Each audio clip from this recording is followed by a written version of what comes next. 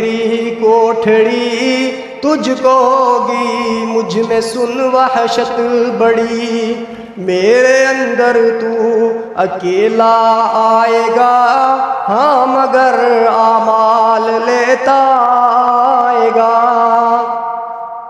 सवाए आमाल एक अमाल तो कुछ भी निकाल नहीं जाना।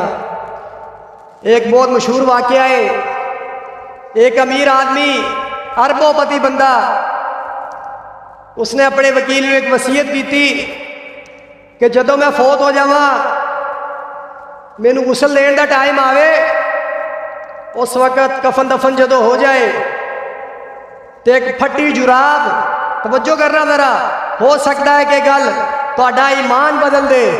अगर तुहाडे अंदर शौक है अपना ईमान बदलने का।